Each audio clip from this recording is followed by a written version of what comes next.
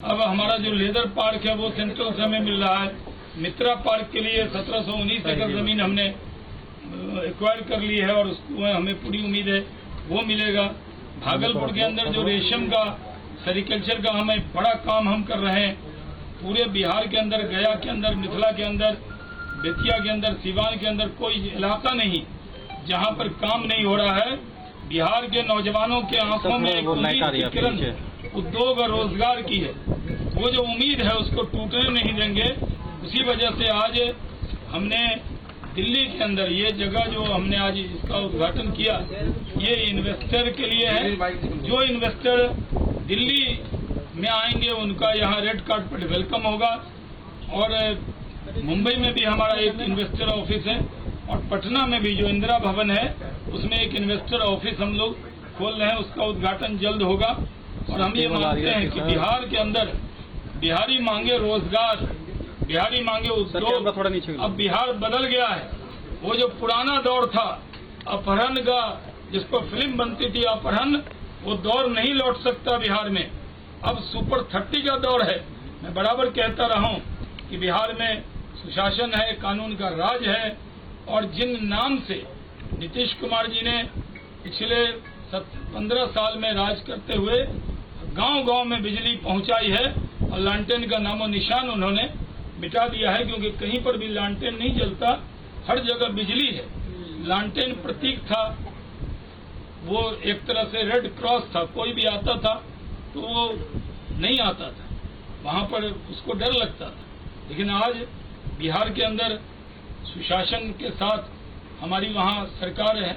अभी हमारे ऊपर जो जिम्मेदारी एज ए इंडस्ट्री मिनिस्टर, जो जिम्मेदारी प्रधानमंत्री जी ने, जो हमारी पार्टी ने दी थी कि हम बिहार में उद्योग और रोजगार लगाएं, उसके लिए माननीय मुख्यमंत्री जी ने खुले कंठ से उद्योग विभाग की तारीफ की। कल नितिन गडकरी जी ने इथेनॉल के लिए जो हमने वहाँ बड़ा काम किया उसके लिए खुले कंठ से तारीफ की। तो उद्योग और का जो माहौल है उसको और आगे बढ़ाना है। जो पूरे देश के इन्वेस्टर हैं उनसे अपील है कि आप आइए।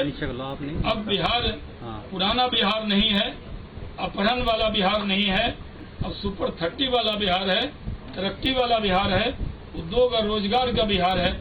और ये सिलसिला जारी रहेगा। मेरे ऊपर जिम्मेदारी है as a industry minister. Bihar के अंदर श्री बाबू के बाद इंडस्ट्री में कोई काम नहीं। माननीय मुख्यमंत्री जी ने भी कहा था कि बहुत प्रयास हुआ लेकिन वैसी सफलता नहीं मिली और हमारी पीठ थपथपाई थी कि उद्योग में अब बेहतरीन काम हो रहा है। तो हम टीम वर्क से काम कर रहे हैं और हमें पूरी उम्मीद है कि उद्योग आगे बढ़ेगा। लालटेन की बात कर रहे हैं कि लालटेन उसी लालटेन के साथ आपको मुख्यमंत्री सरकार बनाने, मुझे नहीं मालूम। मैं तो अभी एज ए इंडस्ट्री मिनिस्टर आपसे बात कर रहा हूँ, एज ए उद्योग मंत्री बात कर रहा हूँ। मैं बिहार की 14 करोड़ जो अवाम है, जो बिहार की युवा है, उसकी आस बंधी है उद्योग विभाग से। उस आस के लिए मैं एक एक पल, मैं जब से मंत्री बना हूँ कोरोना काल में भी, मैं कभी भी 1 बजे से पहले सोया नहीं हूँ। 6 घंटा से ज्यादा मैंने आराम नहीं किया है, दिन रात लगाया है। क्योंकि मेरी जन्मभूमि के जो लोग हैं, मैंने केंद्र में काम किया, लेकिन राज्य में जब मुझे उद्योग विभाग का जिम्मा मिला तो मैंने पूरी मेहनत करके उसको पटरी पर लाया है। और उद्योग जो पटरी पर आया वो इस गुडविल पर आया कि वहाँ एनडीए की सरकार है, इसी वजह से इन्वेस्टर मुझे नहीं मालूम। एनडीए की सरकार कब तक चलेगी ये बता दीजिए बिहार में। अभी तो मैं एज ए इंडस्ट्री मिनिस्टर आपसे बात कर रहा हूँ। 2025 मुझे कोई यहाँ पे कोई राजनीतिक बात नहीं करनी। मैं तो इतना जानता हूँ।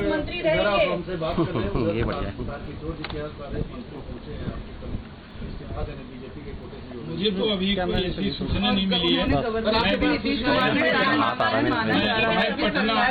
पटना जा रहा हूँ, लेकिन ये जिम्मेदारी कैसे छोड़। ये इतना बड़ा इन्वेस्टर, आप जानते हैं, आप यहाँ पे आते थे, यहाँ कोई इन्वेस्टर आता था, बिहार के बारे में परसेप्शन खराब हो जाता था। हम परसेप्शन बदलने में लगे। हमने जिम्मेदारी से, ईमानदारी से दिन रात मेहनत करके उद्योग को पटरी पर लाया है। मुझे पूरी उम्मीद है कि उद्योग पटरी पर बैठक में पटना जा रहे हैं। मैं 3 बजे की फ्लाइट से पटना रवाना हो रहा हूँ। और पूरे देश के अंदर जो इन्वेस्टर हैं, जो उम्मीद है, जो नौजवान हैं, उद्यमी योजना में हमने 16,000 नौजवानों को 10-10 लाख रुपए देने का काम किया। अभी 21,000 वो हैं। लाखों लोग आ रहे हैं, बड़ी बड़ी कंपनियां आ रही हैं। बिहार के अंदर एक उद्योग का माहौल बना है, क्योंकि बिहार बदल गया है, पुराना बिहार नहीं है जिस पर अपहरण फिल्म बनी। तो ये सर आप ये कोई भविष्य वक्ता तो हूँ नहीं, नहीं मुझे ये जो बात हमें नहीं पता वो आपको कौन कह देता है? इतनी खबर क्यों रखते हैं? हम तो कह रहे हैं सरकार को लेकर आश्वस्त है सर। मैं एज ए इंडस्ट्री मिनिस्टर अभी आपसे बात कर रहा हूँ और बिहार के लोगों को ये इन्वेस्टर ऑफिस समर्पित करता हूँ। जय हिंद, जय बिहार। तो आप सुन रहे हैं सैयद शाहनवाज हुसैन को, बिहार के इंडस्ट्रीज मिनिस्टर। दो बातें कह रहे हैं वो कि बिहार बदल रहा है, इतना तेजी से बदल रहा है कि सरकार भी बदल गई और लालटेन अब नहीं है, अब वहां बिजली है, लेकिन लालटेन का सहारा लेकर वहां पर नई सरकार बन रही है। इंटरेस्टिंग डेवलपमेंट आ रहे हैं, देखना होगा कि किस तरह से जो इन्वेस्टर्स समिट और इन्वेस्टर्स लेके आ रहे हैं वो क्या अब ऑपोजिशन में जाने के बाद भी उतनी ही एक्साइटमेंट के साथ में वहां पर लेके आएंगे। अमोद राय जी, ये जिस तरह से हमने देखा कि शाहनवाज जी अभी कुछ घंटों बाद पटना पहुंच रहे हैं फ्लाइट लेके, उन्होंने खुद ने कहा बीजेपी मुझे ऐसा लग रहा है कि बहुत ज्यादा ऑफेंसिव मोड में आने के लिए तैयार बैठी है कि नीतीश कुमार कदम उठाएं और फिर उसके बाद में बीजेपी पूरे जोर शोर के साथ में न केवल नीतीश कुमार बल्कि पूरे महागठबंधन के खिलाफ अगले विधानसभा और लोकसभा चुनाव को लेकर कूच करेगी। बिल्कुल बिल्कुल, देखिए बीजेपी अभी फिलहाल चुप है। आप कह सकते हैं कि तूफान से पहले की ये शांति है और बीजेपी कुछ नहीं बोलना चाहती है, क्योंकि किसी भी तरह से ओनर्स खुद लेना नहीं चाहती है। लेकिन मैं अभी आपको बता दूं आशीष कि अभी जो सूत्रों से जानकारी मिली है कि बिहार बीजेपी ने पटना में कोर ग्रुप की बैठक बुलाई है शाम 5 बजे। शाम 5 बजे वहाँ बैठक होगी। बीजेपी के जितने टॉप लीडर्स हैं बिहार के, सारे मंत्री, सारे विधायक और सारे जो कोर ग्रुप के सदस्य हैं, सीनियर लीडर्स, वो बैठेंगे, चिंतन मंथन करेंगे। एक बार नीतीश कुमार का पहला स्टेप आगे बढ़ने के बाद खबर बता देते हैं अमोद जी, फिर आपके पास आते हैं। बिहार के सियासी घटनाक्रम से जुड़ी ये खबर है, बीजेपी कोर ग्रुप की पटना में बैठक बुलाई गई है आज शाम 5 बजे। तो बीजेपी की तरफ से पहला रिएक्शन आता हुआ, अभी तक बीजेपी ने इसको लेकर चुप्पी साधी हुई थी, लेकिन अब बीजेपी की तरफ से शाम 5 बजे कोर ग्रुप की बैठक बुलाई गई है। अमोद इस बारे में जानकारी दे रहे थे। अमोद, शाहनवाज हुसैन जो सियासत के इतने मंझे हुए खिलाड़ी हैं, ऐसे अबोध बन गए जैसे उनको कुछ पता ही नहीं है।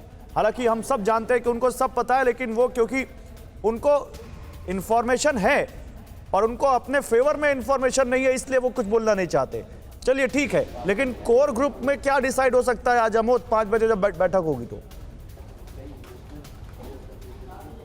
देखिए नीतीश कुमार का जो स्टेप होगा, जो 12-1 बजे वो राज्यपाल से मिल लेंगे, उसके बाद उनका क्या कदम उठाते हैं, क्या कहते हैं, उसके बाद बीजेपी की तरफ से 5 बजे, इसीलिए समय लेकर बुलाया गया है कि 2-3 घंटे बाद बैठक बुलाई गई है। नीतीश कुमार का स्टेप जो होगा उसके आगे बीजेपी अपने तरह से फिर उस रणनीति पे काम करेगी जो वो स्टेप उठाते हैं, उसको ध्यान में रखते हुए। इसलिए 3 घंटे का समय लिया गया है और 3 घंटे के बाद बीजेपी ने अपनी बैठक बुलाई है। अमोद, क्या दिल्ली और पटना के बीच में सारी हॉटलाइंस पूरी तरह से बंद कर दी गई हैं या फिर अभी भी किसी तरह की बातचीत चल रही है बीजेपी और नीतीश कुमार के बीच में?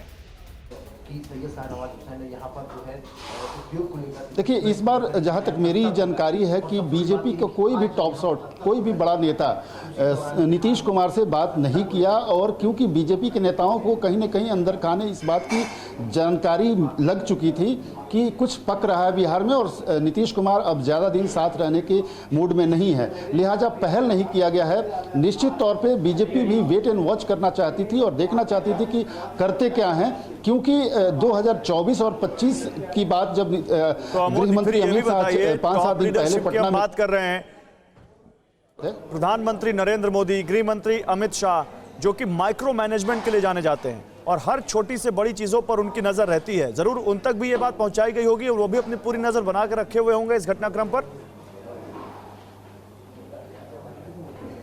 निश्चित तौर पे घटनाक्रम पे सबकी निगाह होगी, लेकिन मैं आपको एक और चीज रुपेश, यहाँ कुछ बताना चाहूंगा जानकारी कि देना चाह रहे हैं। जो रुपेश, आप कुछ नीचे बोलना से चाह रहे हैं? कार्यकर्ता थे, जो नेता थे, जो जमीनी स्तर पे काम करने वाले नेता थे, वो केंद्रीय नेतृत्व को लगातार इस बात की फीडबैक दे रहे थे कि नीतीश कुमार के तरफ से उनके साथ व्यवहार अच्छा नहीं किया जाता है और उनके साथ अब मिलकर आगे बढ़ने से पार्टी को नुकसान हो रहा है। तो ये लगातार एक मैसेज देने की कोशिश नीचे से हो रहा था, जिसको बार बार आला नेतृत्व, केंद्रीय नेतृत्व दबाने की कोशिश करता रहा बिहार के परिप्रेक्ष्य में। लेकिन अब चूंकि खुद नीतीश कुमार अलग हो रहे हैं, अलहदा हो रहे हैं, तो कहीं ना कहीं उनको अलग होने का जो एक बेनिफिट मिल सकता है बीजेपी को, ये आला कमान जानता है, बीजेपी के टॉप शॉट सारे जानते हैं, टॉप लीडर्स जानते हैं। लिहाजा इस बार चुप्पी साधे बैठे हैं और आगे का जो स्टेप होगा, आगे की जो रणनीति होगी, उसका खुलासा बहुत जल्द 5 बजे के बाद हो जाएगा।